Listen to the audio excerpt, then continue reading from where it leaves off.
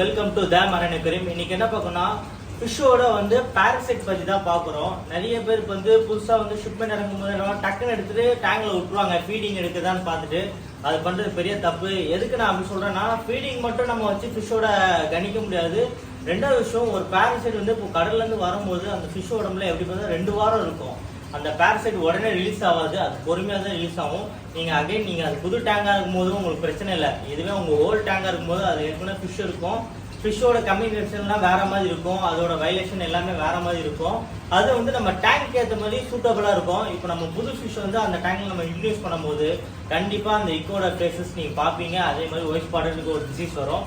இது எதனால வருதுன்னு பார்த்தீங்கன்னா, உங்களுக்கு ஃபிஷ்ல இருக்க பாரசைட்னால வர வாய்ப்பு இருக்கு. இப்போ புது மீன்ல இருக்கும்போது அது கில்ஸ்லயோ சரி, அது உடம்புலையும் சரி பாரசைட் இருக்கும். ஏன் கடல்ல இருக்க ஒரு டென்சிட்டி எல்லாமே வேற, நம்ம டேங்க்ல இருக்க டென்சிட்டி வேற. இப்போ 6 feet இருக்கும்போது நம்ம கரெக்டான குவாரண்டைன் பண்ணி வச்சிருப்போம் ஃபிஷ்ஷை. இப்போ அதுல இருக்க மீன் எல்லாமே நல்ல ஃபீடிங் கண்டிஷனாக சூப்பரா செட் ஆயிருக்கும். இப்போ நம்ம புது மீன் உள்ள இன்டர்ஃபெக்ட் பண்ணும்போது என்ன ஆகும்னா, ஃபிஷ்ஷுக்கு டிசீஸ் வரும். டிசீஸ் வரும்போது என்ன ஆகும்னா, மீன் அடி வாங்கும். எப்படின்னா, இதுல இருக்க பாரசைட் எல்லாமே அந்த பாரசைட்டோட லிங்க் ஆகி அமோனியா இன்க்ரீஸ் பண்ணும். அமோனியா இன்க்ரீஸ் பண்ணும்போது என்ன ஆகும், ஃபிஷ்ஷுக்கு வேற வேற டிசீஸ் வந்துட்டே இருக்கும். இப்போ ஒரு வாட்டி ஒயிட் ஸ்பாட் வரும்போது வெல்வெட் டிசீஸ், அப்போ பபுளை, அது மாதிரி நீங்க நிறைய டிசீஸ் மாறிக்கிட்டே இருக்கும். நைட்ரேட் பொறுத்த வரைக்கும், நைட்ரேட் எப்போ அமோனியா மாறுதோ உங்க ஃபிஷ் எல்லாமே இறந்துடும். உங்களால ஹாபியஸ்டர் என்ன பண்ணுவீங்க, ஃபீலிங் ஆயிடுவீங்க. ஏன்னா எல்லா மீனுமே செத்துட்டு இருக்கிறதுனால. நீங்க அதை தவிர்க்கணும்னா ஃபர்ஸ்ட் நீங்க குவாரண்டைன் பண்ணி தான் மீனை விடணும். அதுக்கு நீங்க குவாரண்டைன் டேங்க் வைக்க முடியாது. ஏன்னா குவாரண்டைன் டேங்க் வைக்கும்போது நீங்க 1 மாசம் உங்க டேங்க் அதை ஹோல்ட் பண்ணி, இல்ல 2 மாசம் ஹோல்ட் பண்ணி தான் வைக்கணும். அதுக்கு தான் நாங்க எங்க ஃபிஷ் எல்லாமே 2 மாசம் 1 மாசம் ஃபுல்லாவே குவாரண்டைன் பண்ணி தான் நாங்க கஸ்டமர் கொடுக்குறோம். எதனால எங்க கஸ்டமர் எங்கிட்ட நம்பி எடுக்கும் போது ஃபிஷ் அடி வாங்கிடக்கூடாது. அது ஒரு காரணத்துக்காக தான் நிறைய பேர் அந்த தப்பு பண்றாங்க. கைஸ் நல்லா புரிஞ்சுக்கோங்க. நீங்க ஒரு யூனிட் ஆரம்பிக்கிறீங்க, இப்போ நாங்க குவாரண்டைன் பண்ணும்போதுன்னு வச்சுக்கோங்களேன், எனக்கு ஷிப்மெண்ட் 1 மாசம் இல்லை 2 மாசம் ஃபிஷ்ஷை நான் சேல் பண்ணவே மாட்டேன். அது ப்ராப்பராக என் டேங்க்ல இருந்து கண்டிஷன் ஆகிதுக்கு அப்புறமா தான் நான் ஃபிஷ்ஷே கொடுப்பேன். அதே மாதிரி நீங்கள் ஒரு ஃபிஷ் வேணும்னா அது எத்தனை மாதம் வேணாலும் என்னால் வச்சுக்க முடியும். கைஸ் நான் ஃபர்ஸ்ட் சொன்னதான் இப்போ சொல்கிறேன். நான் ஃபிஷ்ஷை சேல் பண்ணணும்னு நினைக்க மாட்டேன், ஃபிஷ்ஷை லைஃபை காப்பாற்றணும்னு நினைப்பேன். ரெண்டாவது, எனக்கு நான் ஒரு ஹாபியஸ்டர். இதை நான் பிஸ்னஸாக பார்க்கல. எனக்கு பிடிக்கும். இப்போ ஒரு ஃபிஷ் இறங்குதா, ஒரு வருஷத்துலேயே எக்ஸைட்மெண்ட் ஆகி நான் அங்கே நிற்பேன். எதனாலனா, ஒரு ஃபிஷ் பார்க்கும்போது அவ்வளோ அழகு கைஸ். அதனால தானே இந்த ஃபீல்டை சூஸ் பண்ணி நான் வந்தது காரணமே. நான் மற்ற ஆள் மாதிரி கிடையாது. நாங்கள் ஃபர்ஸ்ட் அது எங்கள் டேடி இருந்தாங்க, நெக்ஸ்ட் நான் ஜென்ரேஷன், 2வது ஜென்ரேஷன் நான் வந்திருக்கேன். இதை நாங்கள் ஒரு 25 இயர்ஸாக வச்சுட்டு இருக்கோம், பண்ணுவோம். அதே மாதிரி நீங்கள் இப்போ நம்ம ஃபிஷ்ஷோட கண்டிஷன் பார்க்கணும்னு வச்சுக்கோங்களேன். இந்த சோஹெல் டேங்கும் இந்த ரீகல் எங்கே எடுத்துக்கோங்க. என்கிட்ட ஒரு 2 மாதம் மேலே இருக்கும். இப்போ அது ஃபீடிங் பண்ணுறேன், எப்படி எடுக்குதுன்னு மட்டும் பாருங்க. அதே மாதிரி உங்களுக்கு ஃபிஷ்ஷை பொறுத்த வரைக்கும் ஃபீட் எடுத்தால் மட்டும் பார்த்தாது, அதில் பாரசைட் இல்லாமல் இருக்கணும். அதே மாதிரி ஃபுல் எனர்ஜியில் எடுக்கணும். அது ஏற்கனவே நான் காலைல ஃபீடிங் பண்ணிட்டேன். அகைன் நான் வீடியோக்காக திருப்பி பண்ணுறேன். இந்த பர்பிள் டேங்க்லாம் எப்படி மோசமான கண்டிஷன் தெரியுமா, எல்லாமே ரெக்கார்ட் பண்ணேன். அதே மாதிரி இன்ஃபெக்ஷன் அந்த மீனை நாங்கள் செப்பரேட் வச்சு அதை ட்ரீட்மெண்ட் பண்ணுவோம். முடிஞ்ச அளவுக்கு காப்பாற்ற போவோம். இல்லைனா அதை நாங்கள் கடலில் விட்டு சேவ் வாஷ் பண்ணிடுவோம். அந்த மாதிரி ஏற்கனவே ஒரு மீன் போட்டிருக்கேன், மோடி ஷேடிங்னு. ஏன் அதை போட்டேன்னா, அதை நான் பெரிய ஃபிஷ்ஷு காப்பாற்றணுக்காக நாங்கள் அதை சீலே போய் விட்டுறோம். அது எப்படினாலும் ரெடியாகி அது போயிடும். இப்போ இந்த மீனை பொறுத்த வரைக்கும் இதெல்லாம் இம்போர்ட் ஷிப்மெண்ட். நம்ம மேக்ஸிமம் இதை ரெடி பண்ணிடலாம். காரணம் என்னன்னா, இப்போ இம்போர்ட் பண்ணி வரும்போதே அது ஃபீடிங் கண்டிஷன் பண்ண மாட்டாங்க. ஏன்னா மீனை எக்ஸ்போர்ட் பண்ணணுக்காக மீனை 1 மாதம் ஃபுல்லாக பட்னி போட்டு தான் மீனை அமுச்சுடுவாங்க. கடலில் எடுக்கும்போது மீன் நல்லா பேக்டாக குளகுலன்னு இருக்கும்.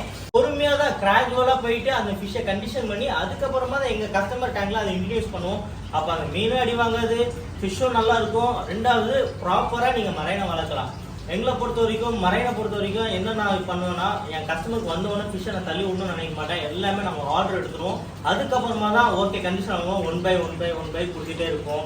இது அதே மாதிரி இந்த சோஹெல் டேங்க், இந்த ரீகல் எங்கெல்லாம் ஹைதராபாத் கஸ்டமர் கேட்டிருந்தாங்க. அதுக்காக நாங்கள் ஹோல்ட் பண்ணி அது பொறுமையாக கண்டிஷன் ஆகட்டும். அதே மாதிரி அவர் அரேபியன் ஏஞ்சலும் காமிச்சாங்க. அரேபியன் ஏஞ்சல் நான் ஏன் கொடுக்கலன்னா, அது மீன் பார்க்க நல்லா இருக்கும், பட் அது இன்ஃபெக்ஷன் ரொம்ப அஃபெக்ட் ஆயிருக்கு. அதுக்கு வெல்வெட் டிசீஸ், நிறைய டிசீஸ் வரும். இதெல்லாம் யாரும் சொல்ல மாட்டாங்க. டக்குன்னு என்ன பண்ணுவாங்க, ஓகே சீப் ரேட்டுக்கு கொடுத்துருவாங்க. இப்போ அந்த அரேபியன் ஏஞ்சல் வருதா, ஓகே நம்ம காஸ்ட்லியாக விற்கிறது சீப் ரேட் விட்டுறோம். என் கிட்ட சாவுது, உங்ககிட்ட சாகும். நீங்க என்ன ஆகும், அப்செட் ஆயிருவீங்க. ஒரு வீரை நம்ம வீட்டுக்கு கொண்டு சாவுறமேனு. இதெல்லாம் தவிர்க்கிறதுக்காக தான் எல்லா மீனுமே நான் என் கடையிலே குவாரண்டைன் பண்ணி ப்ராப்பரா ஓகே கஸ்டமர் கிட்ட அடி வாங்கிடக்கூடாதுனால மெதுவாக அமைச்சிடுறோம். நீங்க உங்க சைடு என்ன ஹெல்ப் பண்ணணும் பாத்தீங்களா, ஃபிஷ்ஷோட ஃபுட்டை ரொம்ப மினிமலாக போடணும். அதே மாதிரி நீங்கள் போடாமல் இருக்காதீங்க, நிறைய ஃபீட் பண்ணுங்க. கொஞ்சம் கொஞ்சமாக மீனுக்கு தேவையான ஃபீட் நீங்கள் பண்ணிக்கலாம். இப்போ நம்ம எக்ஸஸ் ஃபுட் எடுத்தா வச்சுக்கோங்களேன், நம்ம வந்து ஜெலிஷனோ இல்லை வேற ஏதாச்சும் கொடுத்து ப்ராப்பராக இல்லை வாக்கிங் போயிடும். ஆனால் ஃபிஷ்ஷுக்கு வந்து வாக்கிங்கோ ஜெலிஷனோ கொடுக்க முடியாது guys. நீங்கள் தான் அதை பார்த்து வயிறு எப்படின்னா உங்களுக்கு வலிச்சார வரைக்கும் தெரியும் விட்டுறணும். அதுக்கப்புறமா டைட் ஃபீடிங் பண்ணக்கூடாது. அதுவே ஃபிஷ்ஷே நிறுத்திடும், ஒரு அளவுக்கு மேலே ஃபீட் எடுக்காது. அதே மாதிரி நீங்கள் 1 டைமோ இல்லை 3 டைமோ இல்லை 4 டைமோ பண்ணிக்கலாம் ஒரே ஷாட் பண்ணுறதுக்குள்ளாட்ட. அந்த மாதிரி பண்ணால் மீனோட உடம்புல தான் அதோட ஃபேக்டோ சரி குட் ஹெல்த்தோ சரி எல்லாமே சேரும். நீங்கள் 1 ஷாட்டாக பண்ணால் அது சாப்பிட்டுட்டு அது வீக்காகவும் வாய்ப்பு இருக்குது. அதே மாதிரி நீங்கள் ஓவர் ஃபீட் பண்ணாலும் உங்களுக்கு அமோனியா இன்க்ரீஸ் ஆகிறதுக்கு வாய்ப்பு இருக்குது. இப்போ என் செட்டப்பில் பொறுத்த வரைக்கும் நான் ஃபீடை நிறைய தான் போட சொல்லுவேன். காரணம்னா ஃபிஷ்ஷுக்கு இம்யூனிட்டி சக்தி இருக்கணும்னுக்காக ஃபீடை ஜாஸ்தி போடுவேன். அதே மாதிரி நான் அந்த அர்பன் ஏஞ்சலையும் காட்டுறேன், யூனிக் அனாஸோட வீடியோ காட்டுறேன். யூனிக் அனாஸோலாம் வந்த அன்னைக்கு ஃபீடிங் எடுக்கிறது கஷ்டம். ஏன்னா அதோட ஹார்ன் உடஞ்சிட்டாவே ஃபீட் எடுக்கிறது ரொம்ப கஷ்டப்படும். அதை ப்ராப்பராக நிற்க வச்சு ஃபீட் எடுக்க வச்சுக்கோமா நாங்கள் எல்லாமே கொடுப்போம். அதோட வீடியோ நான் ஃபஸ்ட்டு போட்டுருந்துப்பேன். அதையும் நான் வந்து இதோட நான் உங்களுக்கு லிங்க்ல கொடுக்குறேன், அதையும் செக் பண்ணுங்க கைஸ். நீங்க மரைனை பொறுத்த வரைக்கும் பெரிய ஃபிஷ் வந்து நீங்க எடுக்கிறது முக்கியம் இல்லை, அது ப்ராப்பரா கண்டிஷனா இருக்கா தெரிஞ்சு எடுக்கிறது தான் முக்கியம். இதை நான் எதுக்கு சொல்றேன்னா, ஃபிஷ்ஷை பொறுத்த வரைக்கும் நீங்க சீப் ரேட் கிடைக்குன்னு நீங்க வாங்கி விட்டீங்கன்னா இருக்கிற மீனையும் கூட்டிட்டு போயிடும். இது அது உங்க புது டேங்க்ல தான் நீங்க ட்ரையல் எடுக்கலாம். ஏன்னா புது டேங்க்னா செத்தா அது மட்டும் தான் சாகும், பழைய மீன் சாகாது. நீங்க உங்க டேங்க்ல ஏற்கனவே நிறைய லோடு ஏற்றிருக்கீங்கன்னா ரொம்ப யோசிச்சு தான் ஃபிஷ் எடுக்கணும். சீப் ரேட் கிடைக்குது இல்ல ஃபிஷ் நிறைய கிடைக்குது, அது ரொம்ப ரேர், டக்குன்னு எடுத்து விட்டீங்கன்னு வச்சுக்கோங்களேன், நீங்க தான் அதோட எஃபெக்டை ஃபேஸ் பண்ணிடுற மாதிரி இருக்கும். அதனால தான் நாங்கள் வந்து என்ன சொல்லுவோம், அர்ஜென்ட் படாதீங்க. மீன் வந்துச்சா எல்லாமே வந்து புக்கிங் பண்ணிடுங்க, அப்புறமா பொறுமையாக எடுத்துக்கோங்க. அதே மாதிரி தான் நாங்கள் எல்லா ஃபிஷ்ஷுமே சரி நாங்கள் புக்கிங் எடுத்துருவோம். அதுக்கப்புறமா தான் நாங்கள் வந்து மீனை கொடுக்க ஆரம்பிப்போம். காரணம் என்னன்னா, கஸ்டமர் கிட்ட மீன் அடி வாங்கிடக்கூடாது. அதே ரீசன் என்னன்னா, மீன் லைஃப் டைம் ஃபுல்லாக நல்லா இருக்கணும், வளர்க்கணும். அதுக்கு தான் நாங்கள் ஃபிஷ் டேங்கே வச்சுருக்கோம். இதே மாதிரி உங்களுக்கு வேற என்ன வீடியோ வேணாலும் கண்டிப்பாக மரைன் அக்வேரியம் சேனலுக்கு சப்ஸ்கிரைப் பண்ணுங்க. உங்களுக்காக நாங்கள் வந்து அடுத்த வீடியோ எடுத்து போடுவோம்.